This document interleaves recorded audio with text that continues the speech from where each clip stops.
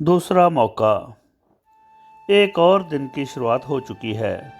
ज़िंदगी में रोज़ाना की तरह भाग दौड़ शुरू हो चुकी है। अपने रूटीन के मुताबिक मैं अखबार उठाता हूँ। अरे यह क्या! अफसोसनाक खबरों के कॉलम में मेरी तस्वीर लगी है।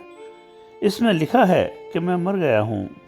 लगता है किसी ने यह खबर छुपवाकर बहुत बेहुदा मजाक किया है मेरे साथ।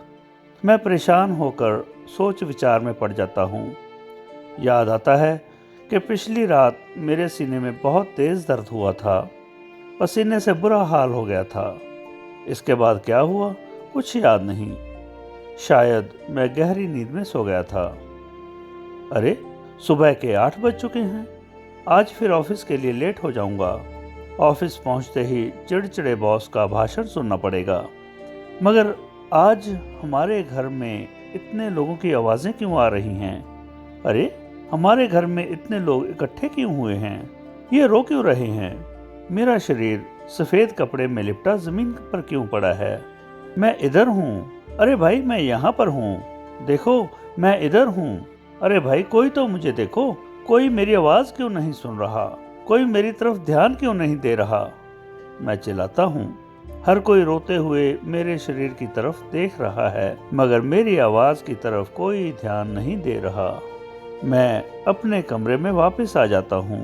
बाहर बाहर तो कोहराम मचा हुआ है। मेरी बीवी रो रही है। वो बहुत दुखी है। वो उजड़ी हुई नजर आ रही है। मेरे बच्चे भी रो रहे हैं। माँ भी जोर जोर से रो रही है। लगता है मैं सच में मर गया हूँ। नहीं, मैं कैसे मर सकता हूँ?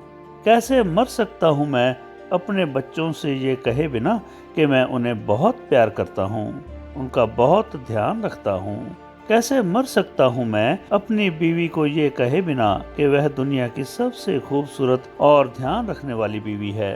कैसे मर सकता हूँ मैं अपने दोस्तों से यह कहे बिना कि वो मेरे हर गलत फैसले पर मेरे साथ डटे रहे, मगर मैं वहाँ कभी नहीं पहुँच सका जहाँ उन्हें मेरी ज़रूरत थी।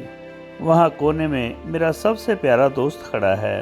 वह अपने आंसू छुपाने का यत्न कर रहा है। कभी हम सबसे अच्छे मित्र थे, मगर एक छोटी सी गलतफहमी ने हमें जुदा कर दिया। अपने अभिमान के कारण हम कभी एक दूसरे को माफ नहीं कर सके।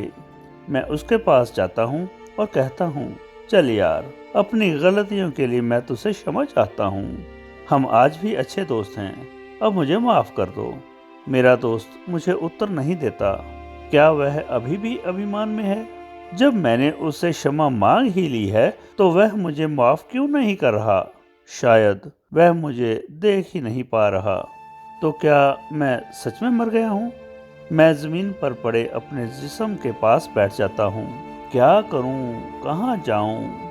कोई मुझे सुन ही नहीं पा रहा। हे प्रभु, मुझे कुछ समय और दे दीजिए। मैं अपनी पत्नी, अपने बच्चों, माँ, बाप, दोस्तों को यह बताना चाहता हूँ कि मैं उन्हें बहुत प्यार करता हूँ। मेरी बीवी अपने कमरे में आती है। मैं उससे कहता हूँ, वह बहुत खूबसूरत है, सुंदर है। मैं उसे बार बार प्यार से पुकारता हूँ, मगर वह मुझे सुन ही नहीं पा रही। सच तो ये है कि जिंदगी में उसने मेरे मुंह से यह शब्द कभी सुने ही नहीं। क्यों? क्योंकि मैंने उसे यह कभी कहा ही नहीं। हे प्रभु, मुझे कुछ दिन और दीजिए। मैं अपने बच्चों को कामयाब करना चाहता हूँ। मैं अपनी माँ को मुस्कुराते हुए देखना चाहता हूँ। मैं अपने पिताजी को अपने आप पर गर्व करवाना चाहता हूँ। मैंने तो इनको कभी समय ही नहीं दिया। मैं इनके साथ समय बिताना चाहता हूँ। मुझे लगता था कि दुनिया में किसी को मेरी परवाह नहीं, मगर ये तो सभी मेरे लिए रो रहे हैं। मैं इन सभी को धन्यवाद देना चाहता हूँ। हे ईश्वर, कृपया मुझे एक मौका और दे दीजिए। प्लीज़ मुझे सिर्फ एक मौका दे दो प्रभु जी। मैंने अपनी आंखें बंद कर ली। किसी ने कंधा पकड़कर मुझे हिलाया।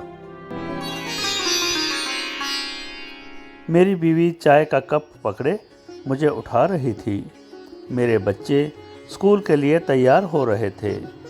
माँ और बाबूजी के पाठ पूजा करने की आवाज़ दूसरे कमरे से आ रही थी। मैंने गहरी सांस ली और आंखों में खुशी के आंसू आ गए। मैंने प्रभु का शुक्र अदा किया, लाख लाख शुक्र किया परमात्मा का। मैंने अपनी बीवी को गले लगाया और कहा, तुम मेरा ध्यान रखने वाली दुनिया की सबसे खूबसूरत बीवी हो। मैं तुम्हें बहुत प्यार करता हूँ। उसे कुछ समझ ही नहीं आया, मगर उसकी आंखें नम हो गईं। उसके चेहरे पर छोटी सी मुस्कुराहट थी, जिसे मैंने पहली बार समझा था। मैंने खुशी खुशी मन ही मन कहा, हे ईश्वर, इस दूसरे मौके के लिए आपका लाख लाख शुक्र है। दोस्तों, यह है हम सब की कहानी। अभी भी देर नहीं हुई। अपने झूठे अहंकार, अतीत के पुराने विवाद और मतभेद को भुलाकर अपने परिवार और दोस्तों को जी भरकर प्यार कर लें। सारे झगड़े और गुस्से को भूलकर एक नई जिंदगी की शुरुआत करें। हो सकता है सभी को मेरी तरह दूसरा मौका ना मिले।